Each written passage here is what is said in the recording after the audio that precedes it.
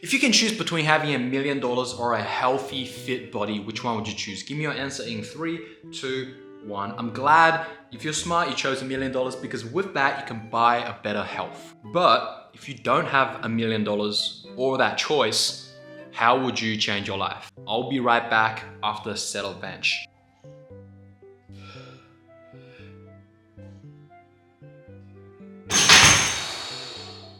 Ooh. Well, changing your life is hard, man. It's a long process. It's a lot of uncertainties. It's a lot of late night grinding. But the first step to change your life is super simple. And that is to get a healthy, fit, physical body. Now, getting into the gym, training your ass off every day, especially when you just start out, when your body is not in its physical peak performance state, is not easy. It is quite difficult, but it is simple because all you have to do is just go for a run, lift some weights, do some push-ups every single day consistently, and you will see the result. Unlike many other areas in life, if you want to start a business, if you want to handle relationships, if you want to learn a specific skill, there's many ups and downs, there's many uncertainties about the outcome and even the journey itself. It's very difficult to measure and see your own progress every single day. But regardless of what other pursuits you try to do to change your life, I will say with a 200% certainty that the outcome, the result, and joy that it brings you from achieving it will not be quite as good as having a physical, healthy, fit body. Like your physical body is your most solid, most core foundation to everything that you do in life. It will make everything else that you do in life so much more efficient, enjoyable even. Imagine you have $1 million business empire, right? But you're sitting there fucking every day in front of a computer and your back hurts, you have neck pain, you have knee pain problems, or like you walk up 5 sets of stairs in your massive mansion when one day the elevator just broke down, you're like panting, can't even walk up a set of stairs. You're so rich. What's the point, right, of all of that money if you're having all of these problems with your physical self? Even coming back to the efficiency part, that will definitely eat upon your efficiency in doing your work. Imagine having this like, just constant pain, constant problem with your body, physical pain. How can you concentrate and focus to deal with anything that your mind trying to think? I'm just yapping right now almost. All right. Should we go up?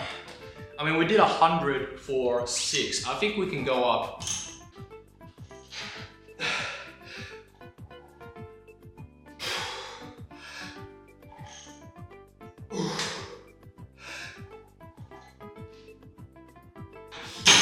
Oh, if I had a spotter, I could have done 2 more. Legit. Oh! Another thing that gym for sure will offer you is allows you to take immediate control of your own life. Now, trying to change everything in your life is super fucking overwhelming. I'll also not recommend it. Therefore, I'm suggesting to start with getting fit, getting healthy, the gym, train for like 6 months to a year, see that physical change, see your own body becoming, at least see yourself becoming somewhat the person you want to become, right? Everyone wants to see themselves look better, feel better, perform better. Like, you see what I'm saying? Like, gym doesn't allow for any excuses. You either show up, lift hard, and then repeat, or you don't go to gym at all. And even like, let's say today you're like, oh fuck man, I don't feel like it. I feel very weak, you know? But even if you still go to the gym, if you still at least show up, you build that little momentum, at least in the back of your mind, in your subconscious mind, that you're like, okay, I actually went to the, even though I don't feel like it, I went to the gym and did a few sets, even though I didn't push myself to the limit. You don't need to every single set. Like, that's, in fact, not very healthy. I have some friends who's like, fuck, gotta go to failure every single motherfucking set, every single training, every single workout, year round. Like, I don't think that's the most optimal. Firstly, from a scientific point of view for like muscle recovery and your neural health, if you're pushing your muscle too far every single day without giving it rest or like little bit of space, I don't know exactly what I wanted to say there. It's not good for you. Like sometimes, if you really don't feel like it, maybe if a signal that your body needs it. But of course, most of the time you want to train as hard as you can possibly do. But always, no matter what, if you say, let's say you set a plan for yourself, let's say you're saying, I want to change very fast. This is my year. Let's do 6 days in the gym.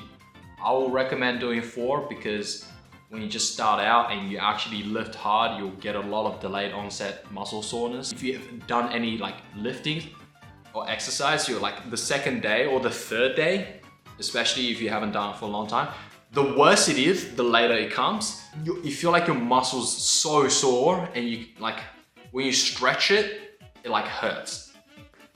Well, to me now, delayed onset muscle soreness is like, it feels good because I know that shit's growing. So I'll recommend if you're just starting out to do 4 days, because that will allow for optimal recovery time as well. But let's say you're doing 6.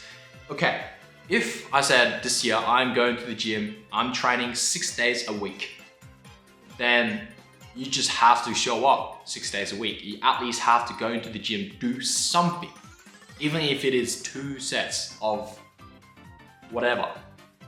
For me, when I don't feel like it, I always just do 2 sets of compound movements, which is like the big movement, bench press, squat, deadlift, or pull-ups. I kind of skip out on the cardio because fuck that, or I skip out on the accessories, which is like single muscle exercises, because fuck those. But I still feel like I did something that day. And so I'm kind of like, at least are not fully ashamed of myself to say I just skipped today. And that really builds the momentum, not only allow you to keep progressing in the gym, but also allow you to start looking at other, like taking this momentum and what you're learning about discipline, consistency, hard work in the gym to somewhere else in your life where you can then allow this gym foundation to help you build whatever you need to build there, whether it's a company, business, a skill, whatever you want to do. All right, you see, we're talking between sets, so we still have to do our optimized rest time, which is 2 minutes for heavy sets. We're just gonna put on another 5, press some weights. Oh, that was so fucking easy, another one.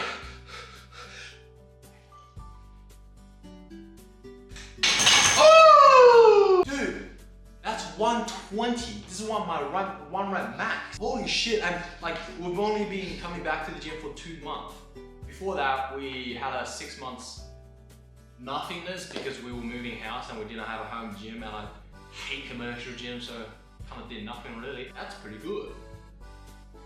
I'm happy, I'm satisfied with myself. Oh yeah, too easy.